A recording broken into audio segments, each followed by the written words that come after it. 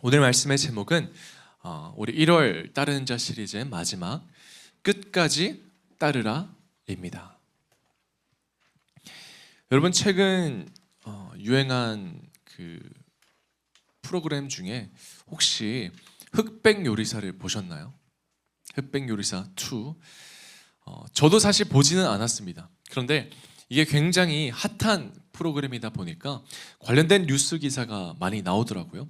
제가 그 중에 어떤 그 셰프들이 만든 요리 중에 정말 기가 막힌 요리 사진을 하나 봤는데 한번 보여주시겠어요?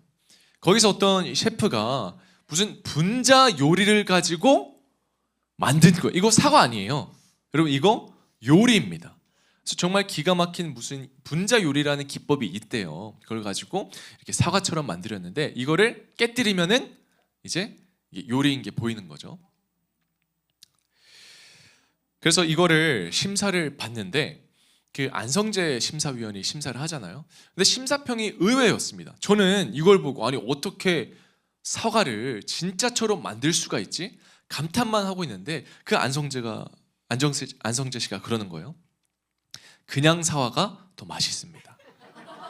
네. 그리고 그 글에 보니까 댓글에 이런 글이 있더라고요. 요새 소비자는 합리성을 본대요. 합리성. 그러니까 무슨 말이냐? 이 가격에 이걸 주고 사는가? 이 가격에 이 맛이 합당한가? 그러니까 내가 이토록 오래 기다려서 먹는 이 음식이 그 가치에 맞는 음식인가를 판단한다고 해요. 맞는 말인 것 같습니다. 요즘 우리는 화려함보다 합리성을 더 자주 보는 것 같아요. 물론 여러분 우리가 여행지에 가면 한 번쯤은 큰 돈을 주고 무언가를 사 먹을 때가 있어요. 저도 그런 적이 있습니다. 예전에 이 고든 램지 햄버거가 한국에 들어온 적이 있어요. 꽤 됐거든요. 제가 얼마나 맛있길래 사람들이 그렇게 이렇게 찬양을 하는가 햄버거를 먹으러 갔는데 가격이 최소값이 3만 원대더라고요. 햄버거 하나가. 그래도 이왕 온 거 한 번쯤은 먹어봐야겠다 하고 사 먹은 적이 있습니다. 그런데 일반 사람들은요 매번 그런 비싼 거를 사 먹지는 않죠. 왜냐하면 가격이 합리적이지 않기 때문입니다. 여러분 우리는 관계에서 일에서 또 우리 인생의 중요한 선택에서 늘 묻게 되는 것 같아요. 과연 이 선택이 나에게 합리적인가? 근데 여러분 그거 아십니까? 우리가 주님을 따르며 가는 이 십자가의 길은요 처음부터 그리고 본질적으로 합리적인 길은 아닙니다. 오늘 본문을 보면 오늘 본문 요한복음 18장은요 예수님의 사역이 거의 끝나가는 시점이에요. 예수님은 지금 로마 총독인 이 빌라도 앞에 재판을 받고 있습니다. 이 장면을 보면 인간적인 관점으로 보면 예수님의 사역이 실패로 끝나는 순간처럼 보여요. 왜냐하면 지금 예수님이 어떤 상황이죠? 체포되었습니다. 제자들은 뿔뿔이 다 흩어졌습니다. 그리고 이제 예수님 앞에 남아있는 사람은 예수님의 생사여탈권을 쥐고 있는 빌라도 한 사람뿐이에요. 빌라도의 말 한마디로 예수님의 운명이 좌지우지될 수 있는 그런 상황인 거죠.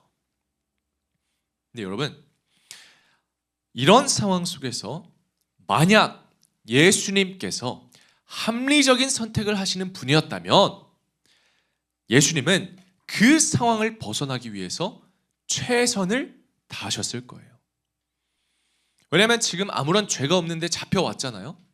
자신의 억울함을 설명하고 상황을 유리하게 만들고 조금이라도 살아날 길을 찾으려고 했을 것입니다. 여러분 자신의 부당함을요 그대로 받아들일 사람은 아무도 없습니다. 그리고 여기서 한 가지 더 중요한 사실이 있는데 지금 이 재판을 받고 있는 예수님은요 무력한 분이 아니라는 거예요. 예수님은 자신의 상황을 충분히 변호하고 설명하실 수 있는 분이었습니다. 여러분 어릴 때부터 그랬어요. 예수님이 12살 때 이미 성전에서 율법 교사들과 대화를 하며 그들을 놀라게 하는 장면이 누가복음 2장에 나오잖아요. 그가 선생들 중에 앉으사 그들에게 듣기도 하시며 묻기도 하시니 듣는 자가 다 그 지혜와 대답을 놀랍게 여기더라. 그러니까 예수님은 말빨도 장난이 아니셨던 거예요. 여러분 생각해 보세요. 이미 말 하나로 수천 명의 사람들을 홀렸잖아요. 그러니까 무슨 말이냐? 자신의 상황을 변호할 수 있는 이 언변의 능력도 있었다는 거죠.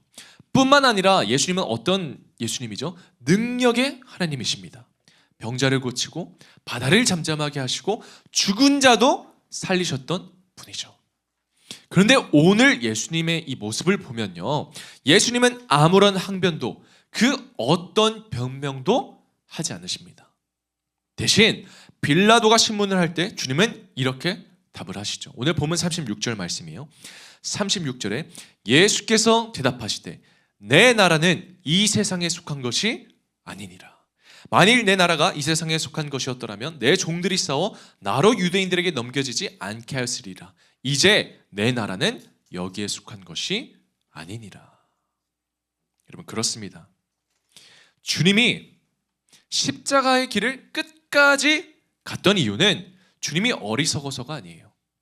주님의 지혜가 부족해서도 아니고 주님이 능력이 없어서도 아니고 주님이 합리적이지 않았기 때문도 아닙니다. 주님이 가셔야 하는 이 십자가의 길을 손해냐 이득이냐, 지금 내가 이기는 것이냐 지느냐라는 이 세상의 기준과 가치관으로 바라본 게 아니라 예수님은 하나님 나라의 기준과 가치관으로 세상 사람들 눈에는 도무지 이해되지 않는 길, 그 십자가의 길을 끝까지 갔던 것입니다. 왜냐하면 예수님은 하나님 나라의 관점에서 이 십자가의 결말을 다른 사람들과 전혀 다르게 보고 있었거든요. 그리고 결국 그 십자가의 길을 끝까지 지셨기 때문에 하나님께서 계획하셨던 인류를 향한 구원을 완성하셨습니다. 누구든지 예수 그리스도를 믿으면 영생을 얻을 수 있는 위대한 역사와 위대한 복음을 시작하신 것이죠. 여러분 저는 그렇게 생각합니다. 예수님이 선택하신 십자가가 결국 세상을 바꿨다면 그 길을 따르는 우리들의 인생도 절대로 실패할 수 없습니다. 우리는 반드시 승리합니다. 저는 여러분들이 그 믿음을 가지고 주님을 끝까지 따르는 자가 되기를 예수 그리스도의 이름으로 축원합니다. 그래서 오늘 우리가 주님을 끝까지 따르는 자가 되기 위해서 오늘 우리는 두 가지 사실을 알았으면 좋겠습니다. 먼저 우리가 십자가에 관한 이야기를 나눌 건데, 먼저 첫 번째, 십자가는 예수님의 의지입니다.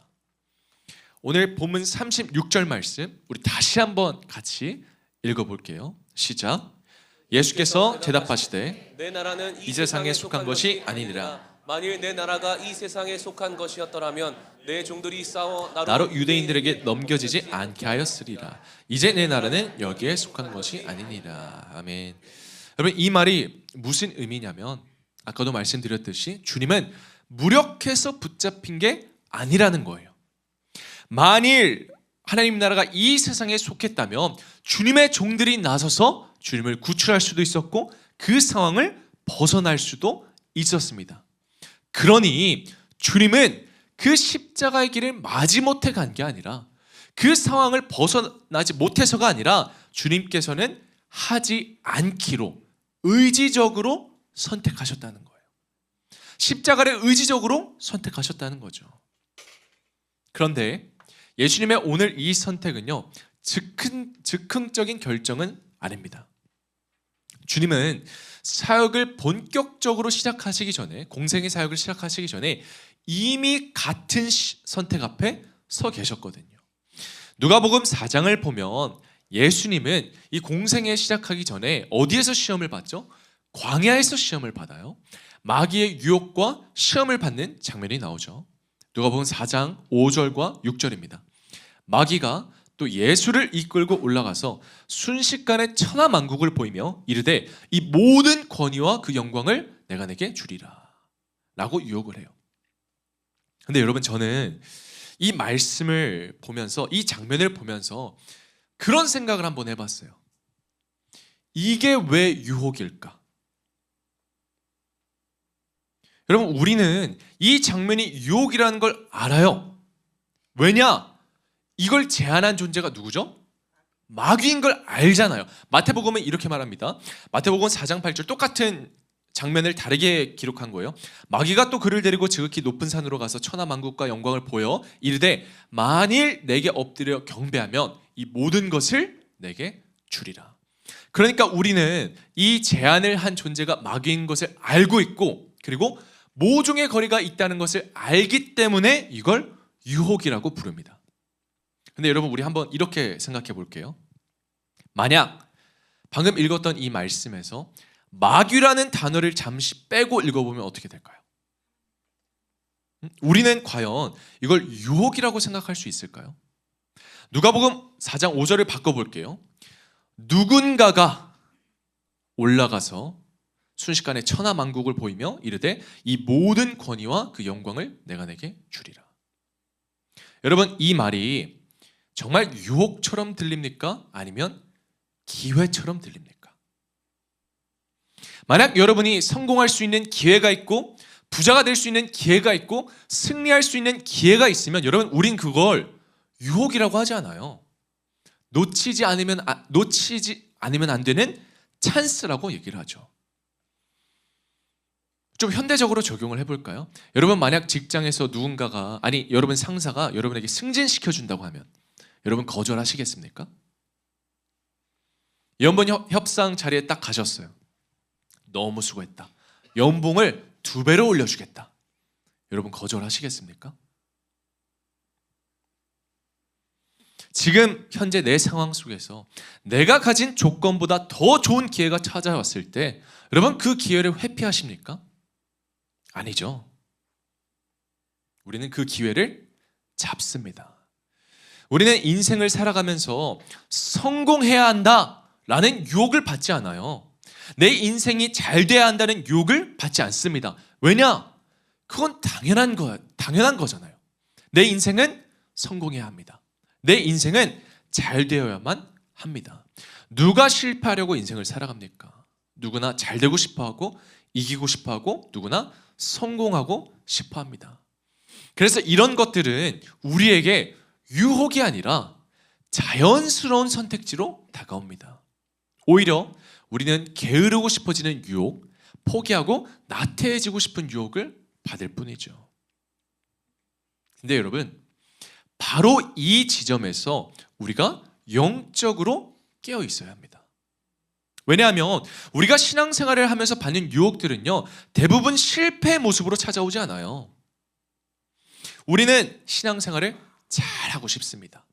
잘 따르고 싶습니다. 그 마음 자체가 문제가 되지 않아요. 그런데 문제는 우리가 무엇을 잘 따르는 것이라고 정의하고 있냐예요.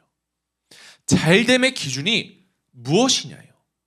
왜냐하면 우리는 여전히 세상 기준으로 잘됨을 정의한 채 주님을 따를 때가 많기 때문이에요. 그래서 우리는 예수님을 따라 십자가의 길은 걷고 있지만 우리를 망하게 하는 유혹들이 나를 살리는 기회라고 착각할 때가 너무나도 많습니다. 사탄은 예수님께 성공하게 해주겠다고 제안을 했어요. 왕이 되라고 말을 했고 모든 권세와 영광을 준다고 하고 사람들이 인정하는 길로 가라고 말을 합니다. 사탄이 제안한 기준은 분명하죠. 이기는 것, 높아지는 것, 지금 당장 잘 되는 것. 여러분, 이것이 세상에서의 잘됨의 기준입니다. 그러니까 이 유혹이 무서운 이유는 나빠 보이기 때문이 아니라 오히려 너무 합리적이고 그럴듯해 보이기 때문에 무서운 거예요. 그런데 마귀가 이렇게 유혹할 때 예수님의 반응을 볼게요. 마태복음 4장 10절에 보니까 예수께서 말씀하시되 사탄아 물러가라 기록되었을 때 주 너의 하나님께 경배하고 다만 그를 섬기라 하였느니라. 그런데 여기서요, 예수님은 이 왕이 되는 것을 거절한 게 아니에요. 성공을 거절한 게 아닙니다. 예수님은 사탄이 말하는 그 성공의 기준을 거절하신 거예요. 주님은 이 말씀을 하시면서 인용한 말씀이 어디 말씀이냐면 구약 성경의 신명기거든요. 신명기 6장 12절의 말씀을 인용하면서 사탄에게 말한 거예요. 너는 조심하여 너를 애굽 땅 종되었던 집에서 인도하여 내신 여호와를 잊지 말고 내 하나님 여호와를 경외하며 그를 섬기며 그의 이름으로 맹세할 것이니라. 여러분, 이 말씀이 어떤 말씀이냐면 하나님께서 애굽을 뒤집으셨던 이야기예요. 그때 당시 애굽은요, 세상의 기준으로 보면, 세상적인 관점으로 보면 최강의 나라였습니다. 군사력도 경제력도 문화도 비교할 수 없는 초강대국이었죠. 그런데 하나님께서는 그 권력 관계를 단번에 뒤집으시죠. 어떤 일이 일어나죠? 승리자인 애굽을 패배하게 하시고 패배자인 이스라엘을 하나님의 백성으로 승리하게 하십니다. 이게 무엇을 의미하냐면 하나님 나라에서는 더 이상 세상의 기준에 따라서 승자와 패자가 나뉘는 게 아니라는 거예요. 높아지는 사람이 이기는 게 아니라 하나님을 경외하는 사람이 승리하는 것을 주님은 말씀하고 계시는 것입니다. 그래서 오늘 주님이 말하는 것 이거예요. 나는 세상의 방식으로 왕이 되지 않겠다. 나는 너희가 생각하는 왕이 아니라 하나님 나라의 왕이다. 그리고 오늘 이 고백을 빌라도 앞에서 계속 반복해서 두 번이나 반복해서 말하는 거예요. 36절 다시 보니까 내 나라는 이 세상에 속한 것이 아니니라. 또 한 번 이제 내 나라는 여기에 속한 것이 아니니라. 사랑하는 우리 덕금 성도 여러분, 우리 인생에도요 새 나라가 선포되었습니다. 예수를 따르는 자는 더 이상 세상의 기준에 묶여서 사는 존재가 아니에요. 우리는 새 나라, 하나님 나라의 기준과 가치관으로 새 인생을 살아가는 주님의 자녀입니다. 잘 되느냐 안 되느냐, 이기느냐 지느냐, 하나님의 그게 아니라 우리 인생의 성공 기준은요, 여러분이 하나님 나라의 백성답게 살고 있는가, 그게 우리 인생의 성공의 기준이에요. 성경은 이렇게 말을 하잖아요. 고린도전서 1장 18절에 보니까 십자가의 도가 멸망하는 자들에게는 미련한 것이요 구원을 받는 우리에게는 하나님의 능력이라. 세상의 눈으로 보잖아요. 십자가는 미련해 보입니다. 비합리적으로 보입니다. 왜 굳이 그 길을 가냐고 묻습니다. 그러나 하나님 나라의 기준에서는 십자가가 능력입니다. 실패가 아니라 구원의 방식이에요. 그래서 주님을 따르면 우리는 반드시 잘 될 수밖에 없는 거예요. 그러나 그건 세상에서의 기준이 아니라 새 나라에서의 기준입니다. 여러분, 주님을 따르지만 내 인생이 만약 여러분의 마음대로 풀리고 있지 않다면, 여러분의 상황이 좋아지지 않고 점점 나빠지더라도 여러분 낙심하지 마십시오. 남들보다 잘 안 된다고 해서, 남들처럼 기적 같은 일을 경험하지 못한다고 해서 여러분의 영적 자존감을 스스로 깎아내릴 이유가 없습니다. 그건 세상의 기준에 다시 돌아오라는 유혹이에요. 우리를 다시 승자와 패자, 이 세상의 기준 외에 잘됨으로 우리를 나누려는 유혹입니다. 그런 생각이 들 때마다 여러분 꼭 기억하십시오. 우리 인생은 더 이상 세상의 가치관 아래 놓여 있지 않습니다. 우리는 하나님 나라에 속했습니다. 하나님 나라에 속한 우리들의 인생은 그 권력 관계를 뒤집으시는 반전과 역전의 하나님이 반드시 책임지십니다. 그러니 저는 예수님이 의지적으로 십자가를 선택하신 것처럼 저와 여러분도 세상의 잘됨이 아니라 하나님 나라의 잘됨을 기준으로 주님을 끝까지 따른 자가 되기를 예수 그리스도 이름으로 축원합니다. 우리가 한 걸음 더 나아가서 우리가 기억해야 할 두 번째, 십자가는 하나님의 의도입니다. 빌라도는 예수님께 다시 한번 질문을 해요. 내가 왕이 아니냐? 그런데 이건 단순히 확인하려고 질문하는 게 아니에요. 호기심도 아닙니다. 사실 빌라도는 예수님을 처형하고 싶어 하지 않았어요. 왜냐하면 딱 볼 때 예수님은 무죄였거든요. 그러니까 왕이라고 말하라고 얘기를 하는 거죠. 빌라도가 확인차 묻는 거예요. 너는 정말 이 길을 가려고 하느냐? 이 십자가의 결말이 내가 원하는 게 맞느냐라고 질문을 하는 거예요. 그런데 그때 예수님이 놀라운 대답을 하시죠. 37절을 보니까 우리 같이 한번 읽어볼게요. 시작. 빌라도가 이르되 그러면 내가 왕이 아니냐. 예수께서 대답하시되 내 말과 같이 내가 왕이니라.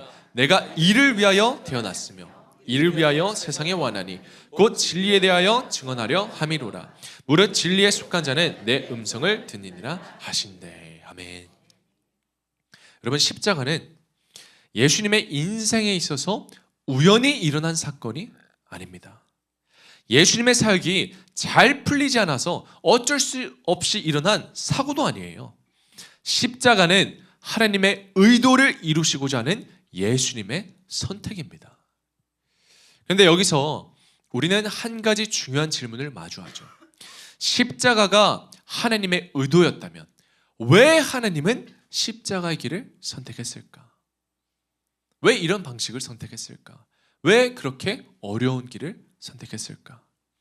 우리가 기대하는 하나님의 뜻은 보통 이렇잖아요. 우리는 믿으면 내 인생이 잘 되고 상황이 좋아지고 문제들도 다 사라지는 그런 것들을, 인생이 잘 되는 것을 하나님의 인도하심이라고 생각을 합니다.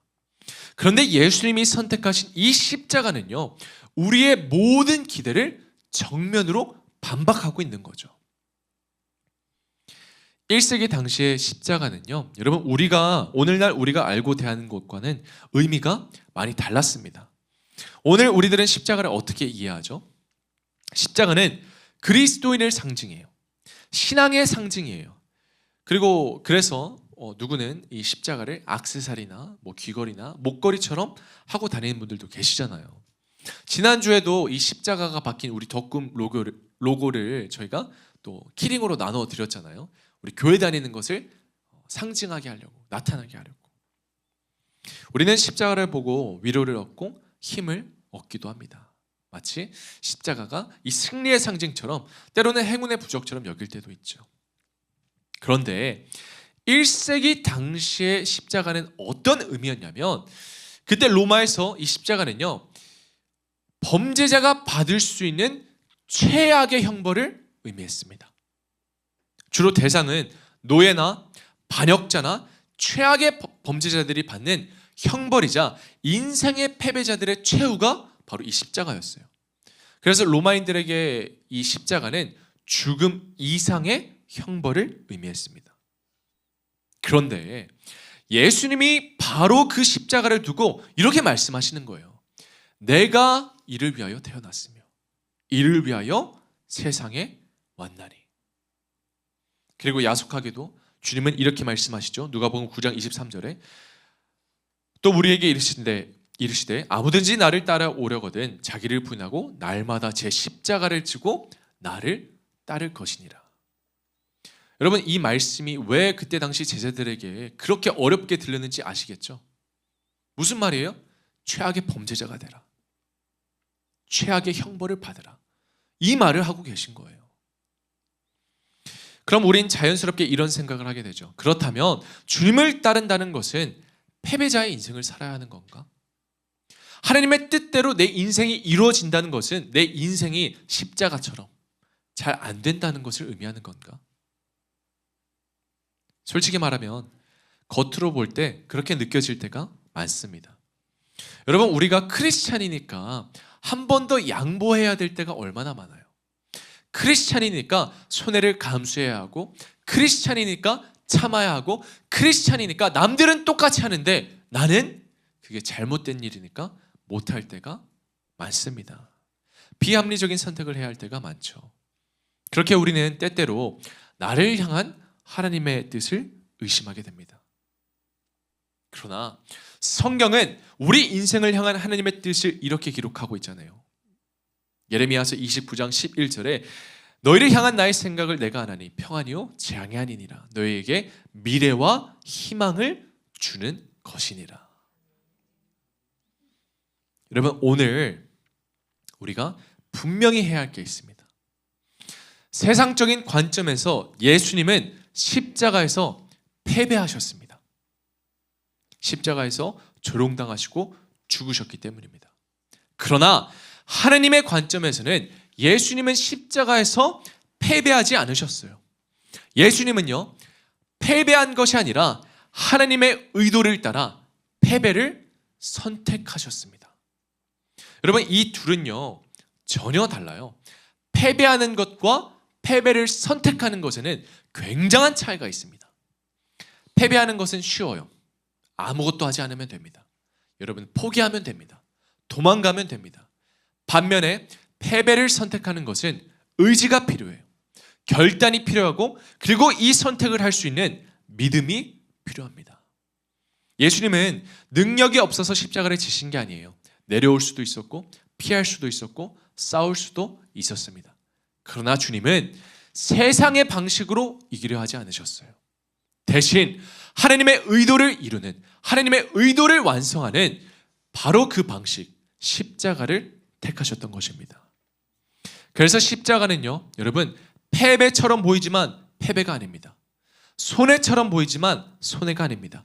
끝난 것처럼 보이지만 끝이 아닙니다. 십자가는 하나님의 의도가 가장 분명하게 실행된 자리입니다. 그래서 사도행전 2장 23절을 보면 이렇게 기록되어 있죠. 그가 하나님께서 정하신 뜻과 미리 아신 대로 내준 바 되었거늘 너희가 법 없는 자들의 손을 빌려 못 박아 죽였으나. 여러분, 사람들의 눈에는 종교 지도자들의 음모로, 로마 권력의 폭력으로 한 사람의 비참한 최후처럼 보였을 수도 있습니다. 그러나 하나님 나라의 관점에서는 그 모든 일이 하나님의 구원 계획 안에서 사용되어지고 있었던 거예요. 그래서 십자가는 죽음으로 끝난 것처럼 보였지만 부활로 이어졌고, 절망으로 끝난 것처럼 보였지만 새로운 소망이 열렸습니다. 패배인 줄 알았으나 예수 그리스도라는 대속물을 통하여 인류에게 구원의 길을 여는 인류 역사의 승리를 선언하셨습니다. 여러분, 예수님은 패배하신 게 아니라 하나님의 의도를 따라 패배를 선택하신 거예요. 그런데 사랑하는 우리 덕금 성도 여러분, 이 이야기는 예수님의 이야기만이 아닙니다. 하나님은 예수님의 인생과 십자가에만 의도를 가지신 분이 아니라 지금 저와 여러분들의 인생, 우리들의 인생에도 분명한 의도를 가지고 계십니다. 우리도 살아가다 보면 이해되지 않는 순간들이 있어요. 왜 이 길인지 모르겠고, 왜 이렇게 돌아가야 하는지 알 수 없고, 왜 나만 손해를 보는가? 믿음을 지키며 살아가는데 왜 내 인생은 점점 더 안 좋아지는가? 그렇게 느껴질 때도 있습니다. 그런데 여러분, 십자가도 처음에는 그렇게 보였어요. 잘 안 되는 것 같아 보였어요. 망하는 것 같아 보였어요. 패배하는 것처럼 보이고 절망적으로만 보였습니다. 아무도 그 자리에서 부활을 예상하지 못했어요. 하지만 하나님은 가장 절망처럼 보이던 그 자리에서 가장 분명한 구원의 역사를 이루셨습니다. 그러니 지금 여러분의 인생이 만약 패배한 것처럼 보인다 할지라도 여러분의 인생은 실패한 게 아니에요. 여러분의 인생이 잘 안 되는 것처럼 보여도 여러분의 인생은 잘 안 되고 있는 게 아닙니다. 지금 당장은 이해되지 않아도 하나님 나라의 관점에서는 여러분의 인생도 하나님의 의도 안에서 분명히 잘 되고 있는 중입니다. 여러분, 하나님은 우리 인생을 결코 우연으로 다루지 않으세요. 십자가가 하나님의 의도 안에 있었던 것처럼 여러분의 지금 이 시간도 하나님의 의도 안에 있습니다. 주님께서 모든 것을 합력하여 선을 이루실 줄 믿으시기 바랍니다. 결국 우리가 주님을 따르며 십자가를 선택한다는 것은 패배를 받아들이는 게 아니에요. 내가 더 손해보며 살겠다고 결단하는 것도 아닙니다. 내가 남들처럼 합리적인 선택을 못하고 비합리적인 선택을 하고 살겠다고 그렇게 말하는 게 아니에요. 오히려 주님을 따른다는 것은 하나님의 방식으로 이기라는 하나님의 부르심에 순종하는 것입니다. 그래서 우리는 하나님의 의도를 전적으로 신뢰하기 때문에 의지적으로 주님을 따를 수가 있는 거예요. 그 선택의 끝에 성경은 분명히 말합니다. 골로새서 2장 14절과 15절, 우리를 거스르고 불리하게 하는 법조문으로 쓴 증서를 지우시고 제하여 버리사 십자가에 못 박으시고 통치자들과 권세들을 무력하여 드러내어 구경거리로 삼으시고 십자가로 그들을 이기셨느니라. 아멘. 여러분 근데 이 말씀에 자세히 주목하세요. 주님은 십자가를 지고 난 이후에 이긴 게 아니에요. 십자가로 이기셨습니다. 즉 십자가라는 것은 결국 이기기 위한 과정이 아니라 이미 이기신 하나님의 방식이라는 거예요. 사랑하는 성도 여러분, 신앙은요 언젠가 잘 될 거니까 버티는 삶이 아닙니다. 결국 승리할 거니까 나에게 일어나는 모든 불합리함을 견디라는 말이 아니에요. 여러분이 주님을 따르고 십자가의 길을 걷고 있다면 여러분은 이미 승리한 인생을 살아가고 있는 것입니다. 십자가의 길은 느려 보일 수 있고 손해처럼 보일 수 있고 패배처럼 보일 수 있습니다. 그러나 그 길은 결코 실패로 끝나지 않습니다. 그러니 저는 여러분들이 주님을 따르면서 내 생각과 다르고 내 경험과 다르고 내 기준과 다를지라도 하나님의 의도를 신뢰하며 주님을 끝까지 따르는 자가 되기를 예수 그리스도의 이름으로 축원합니다. 말씀을 맺을게요. 우리는 한 달 동안 주님은 나를 따르는 자로 부르셨다는 주제를 가지고 우리가 말씀을 나눴습니다. 먼저 조건 신앙을 버리고 무조건 순종으로, 내 인생에는 초연하고 내 사명에는 집중함으로, 불안한 믿음은 버리고 불편한 순종으로 살아가야 함을 우리는 함께 나눴습니다. 여러분, 그리스도인이 된다는 것은요 단순히 믿는다는 것에 그치는 게 아닙니다. 믿는다는 것은 고백이에요. 그러나 주님을 따르는 것은 여러분의 선택입니다. 믿는다는 것은 말로만 할 수도 있어요. 나는 주님을 믿습니다. 나는 주님을 예배합니다. 주님을 찬양합니다. 그러나 따르는 것은 반드시 삶으로 나타납니다. 행동으로 이어집니다. 순종으로 표현되게 되어 있어요. 주님은 자신을 만난 모든 자에게 단순히 믿는 자로, 교회를 다니는 자로 부르시지 않았습니다. 주님은 우리를 따르는 자로 부르셨습니다. 여러분, 저는 여러분이 믿는 자로 멈추는 게 아니라 주님을 따르는 자로 살아가셨으면 좋겠습니다. 그리고 우리가 주님을 끝까지 따르며 주님을 전적으로 신뢰하고 의지하고 주님을 바라보며 살아갈 때 주님은 그 십자가의 길 위에서 하나님 당신의 뜻을 완성시킬 것입니다. 그러니 여러분, 오늘 나눈 두 가지를 기억하시며 주님을 끝까지 따르시기 바랍니다. 먼저 첫 번째, 십자가는 예수님의 의지입니다. 그러니 그 어떤 선택의 기로에 놓일지라도 의지적으로 주님만 선택하십시오. 그리고 십자가는 하나님의 의도입니다. 저는 여러분이 패배를 선택할 때 하나님께서 여러분을 향한 하나님의 의도가 완성될 줄 믿으셨으면 좋겠습니다. 우리가 주님을 따른 자로 살 때 주님은 우리를 반드시 책임지십니다. 우리 시간 이 찬양 같이 부르고 기도할게요.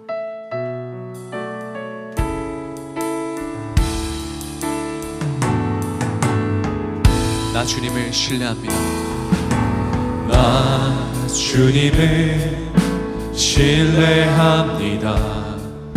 아직 보이지는 않지만 시작하신 주가 끝내 마치실 것을 온전히 나 신뢰합니다. 나 주님을 신뢰합니다. 나 주님을 신뢰합니다.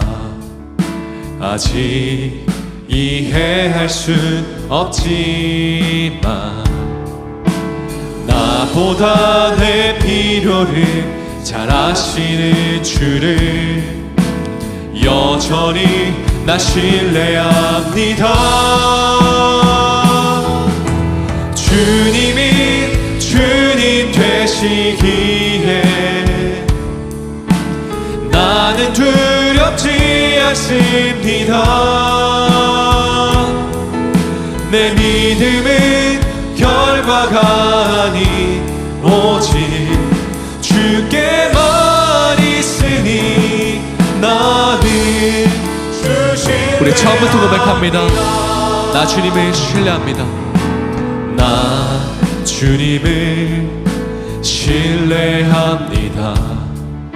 아직 보이지는 않지만 시작하신 주가 끝내 마치실 것을 온전히 나 신뢰합니다. 우리 한 번 더 믿음으로 고백합니다. 나 주님을 신뢰합니다. 아직 이해할 순 없지만 나보다 내 필요를 잘 아시는 주를 여전히 나 신뢰합니다. 주님 되시기에 나는 두렵지 않습니다. 내 믿음은 결과가 아닌 오직 주께만 있으니 나는 우리 한 번 더 고백합니다. 주님이 주님 되시기에 주님 되시기에 나는 두렵지 않습니다. 내 믿음은 결과가 아닌 오직 주께만 있으니 나는 주 신뢰합니다. 사랑이 많으신 아버지 하나님, 남들에게는 어리석어 보이는 그 십자가가 주님 내 삶에는 능력이 되게 하여 주시옵소서. 내 인생에 도무지 이해되지 않고 도무지 설득되지 않는 그 불합리함 속에 주님, 우리가 십자가의 복음을 선포하게 하여 주시옵소서. 우리는 더 이상 세상의 기준에 따라 사는 사람들이 아닌 하나님 나라의 기준과 하나님 나라의 가치관을 따라 사는 하나님 나라의 백성입니다. 그러니 주님, 우리가 이제는 단순히 믿는 자에 멈추는 것이 아니라 주님을 따르겠다고, 주님을 따르는 자로 끝까지 살아갈 수 있는 믿음의 용기와 담대함을 허락하여 주시옵소서. 주님, 내 삶에 찾아오는 그 모든 유혹들, 나를 잘되게 하고 나를 좋은 길로 이끄는 그 길들이 만약 십자가의 길이 아니라면 우리는 과감히 내려놓고 오직 주님만 따르며 신뢰하는 십자가의 길을 선택하게 하여 주시옵소서. 주님, 우리가 주님을 끝까지 따르는 자로 살아갈 때 결국 주님께서 내 인생을 향한 하나님의 선하신 뜻을 완성시키고 하나님의 선하신 의도를 이루어가며 결국 모든 것을 합력하여 선을 이루실 줄 믿습니다. 그러니 주님, 우리가 그 주님을 끝까지 신뢰하며 의지하는 믿음의 자녀가 다 되게 하여 주시옵소서. 감사드리며 이 모든 말씀 사랑이 많으신 예수 그리스도의 이름으로 기도합니다. 아멘.